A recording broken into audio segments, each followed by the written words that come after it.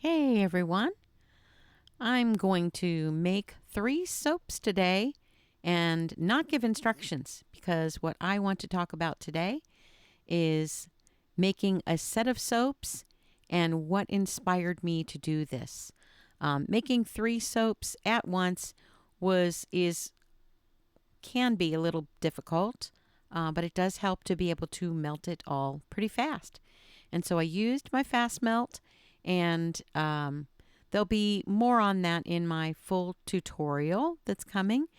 And just to talk about what might be coming in the future from Two Auto Tools, which is where I got my fast melt. Um, I am making these soaps under the theme of love and gifts. This was uh, what inspired me, and one of the first things I think of when I think of Christmas time and love and gifts, I think of Scrooge. I think of A Christmas Carol. And the story, if you're not familiar with it, I'm not going to tell you the whole thing, but there's plenty of, well, the original book, there's plenty of movies and different takes on this story. But the character of Ebenezer Scrooge, when we first meet him, is an elderly gentleman who is miserly and miserable. He's wealthy and he's a penny pincher and he's miserable to be around and he's miserable himself. So doesn't start off as a very well liked character. And part of the reason the thought of love and gifts made me think of this story is his story is also a redemption story, and he does turn things around at the end. But in thinking of this story, I decided I wanted to make the soaps that represent the spirits of Christmas past, Christmas present, and Christmas future. And in some of the versions of the stories, they are called the Ghost of Christmas Past, the Ghost of Christmas Present, and the Ghost of Christmas Future.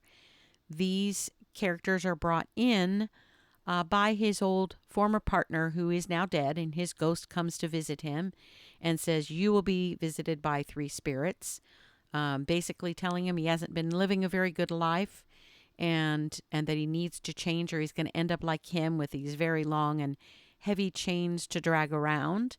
And he's kind of coming as a warning for him. And of course, Scrooge is terrified of ghosts and a little afraid of this. And they're just such neat characters and representing such interesting parts of his life that it was just a masterfully crafted story by Charles Dickens. And I just love the characters. Now I'm kind of doing them out of order, so I'm going to talk a little at a time about them in and out while I'm making that particular soap. As you see, I started off by putting a layer down for each. The one I'm working on now, which started with a very dark deep blue. I'll get into colors, etc. in my tutorial. I'm just going to give you basic ideas and general notes on what I used. But that dark blue one, I wanted it to feel dark and cold. The fragrance is kind of icy, a little snowy. Again, you'll hear more about that in the full tutorial. But the soap I'm working on now, I had clear, just the layer of clear that has a little tinge of green to it. The clear is kind of representing some clarity. It is also representing, contemporary. In a lot of contemporary design and more modern ideas, you see things appear that have clarity to them. Clear plastic, clear glass. A lot of things made using those because, I mean, they're beautiful. But it's also kind of has a contemporary feel to it. You'll notice I'm pouring in a very bright green in this, not your traditional deeper Christmas green. It's got a little twist to it, And that is because that soap, I want it to feel not traditional. And, you'll see why in a little bit. I'll tell you what each one is. I think you can probably guess. But the now I'm back to the blue one, which is I'm trying to lighten it up a little bit. I want some brighter colors in there too. And I want it to have a feeling of the possibility of redemption. I want there to be, it is dark and spooky. It's the scariest ghost of them all. Just say it right now. It's the Christmas future. And the ghost of Christmas future is just, basically like a, what do you call him? Grim Reaper type character. And showing him his gravestone and all that. And he, of course, is terrified by that and is begging for another chance. And he does get a second chance, which is the redeeming factor in this story. Is he is moved by what he's seen. He's moved by visiting his past, which is what I'm working on right now on the screen. You see a very opulent gold and a darker green, some kind of leaning toward kind of a Victorian look. Even though that's the time in which the story took place, this is definitely our past. It is a antique look and vintage look for us. So that's why I chose that darker green there, and that is representing the ghost of Christmas past. And now I'm back to working on what is the soap representing the ghost of Christmas present. I don't know what versions you've seen. One of my favorite versions of A Christmas Carol is Scrooge. I believe it's just called Scrooge. I'm not talking about Scrooged with Bill Murray. That's a fun one too. But this one is the musical version. And the Ghost of Christmas Present sings a song called I Like Life. And his character is very joyous and happy. And he indulges in all kinds of food and beverages and gifts and is just a joyous character. And I wanted not only for the colors to be contemporary, because it is supposed to be present, which compared to the Victorian older type colors, I also wanted those colors to be joyful, representing the joy of life, the milk of human kindness that he gives him to drink, which is part of his redemption. He's redeemed kind of a little bit along the way each time. He starts gaining compassion. So I did, as I'm pouring a little bit of dark blue in that was my final layer, and it was my clear coat, which I always do on top of my marble designs, but I did add a tiny bit of darker blue to deepen it a little. Didn't do a lot, but I think it darkened it a little. Now here comes that rich dark red that to me goes with the Victorian Christmas colors. It just has a rich feel to it, and that is what the image that I got when I thought of Christmases past. And the fragrance has has spice and cranberry, and it has lingonberry, and it's a delicious smelling fragrance, and it is something I blended together, which I'll talk about again in my tutorial. But it does it feels to me like Christmas is past. Now back to the little bit of sparkle I added. And when I was doing it, I thought, oh no, you added too much. I felt like I added too much, but I think it turned out quite nice.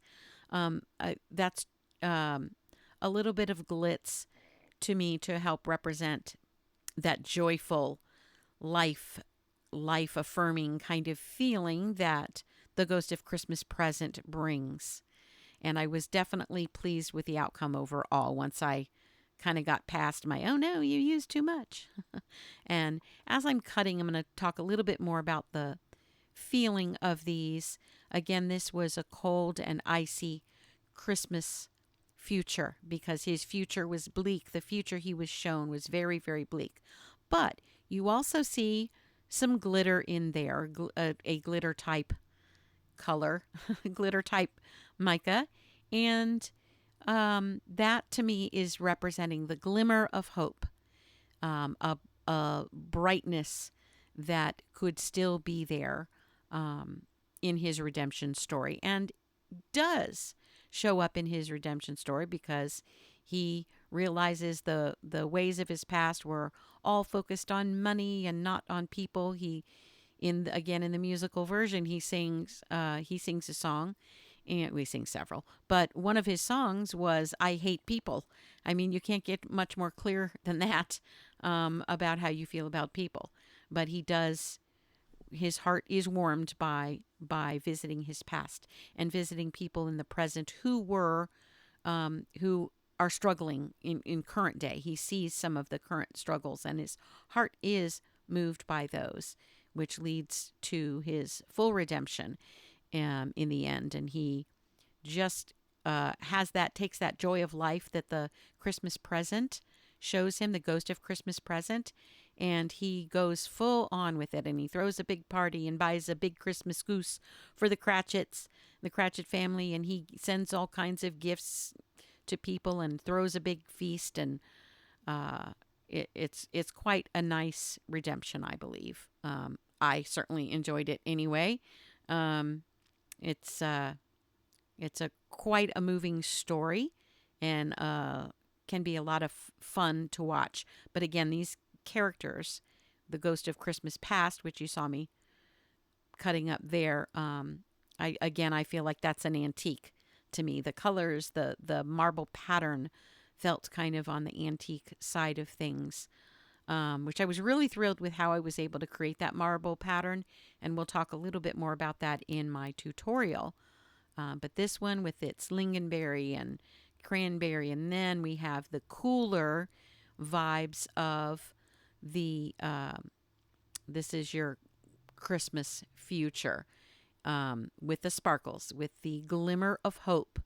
And it's dark and it's cold and it's snowy, but it's got a glimmer of hope and a little bit of that brilliant blue behind it, just reminding you things don't always have to go in a bad way. And I was thrilled with the way each of these came out. I was thrilled to be able to make 3 at once. That was kind of a task that I was challenging myself with, and thanks to the FASTMELT, I was able to do it. It was really helpful to have a bunch of soap ready at hand. And there is a little bit of a close-up of my Christmas present. And I will be selling these. I did create them as a gift set. I did want to do that. And I know that the numbers don't match, but I'm also confident that the ones I have a few more of will also sell on their own. I wouldn't put it past me to put those blue ones as kind of a New Year's theme too, because they look a little sparkly into the new year, or just a plain winter theme. They could be relabeled as a lovely winter soap. The fragrance is fabulous. Again, I'll talk a little more about that in my tutorial. You're probably sick of hearing that by now, but I was thrilled with all of these soaps, and I feel like they tied quite well to the story of Ebenezer Scrooge in A Christmas Carol. And there, as I show you the end here, I'll just mention each ghost one more time, and hopefully you'll be interested in doing something like this, or come up with your own idea of a gift set that might work well together. So here we have the Ghost of Christmas Past, the Ghost of Christmas Present, or the Spirit of Christmas Present, and the Spirit of Christmas Future, again with a glimmer of hope. And if you're still here, I thank you so much for watching A Christmas Carol, a soapy Christmas Carol. Thanks for stopping by. Don't forget to subscribe and like. Thanks. Bye.